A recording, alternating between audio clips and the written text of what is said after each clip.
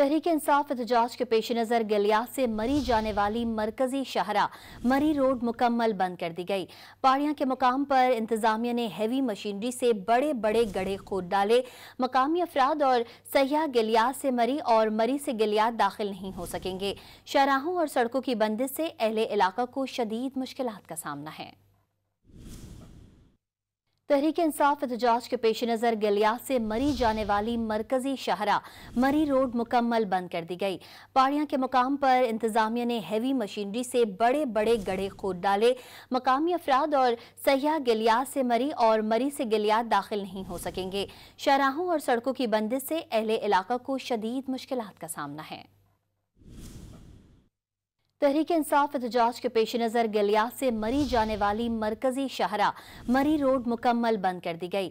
पहाड़ियां के मुकाम पर इंतजामिया ने हैवी मशीनरी से बड़े बड़े गड्ढे खोद डाले। मकामी अफराद और सयाह गलियात से मरी और मरी से गलियात दाखिल नहीं हो सकेंगे। शाहराहों और सड़कों की बंदिश से अहले इलाका को शदीद मुश्किलात का सामना है।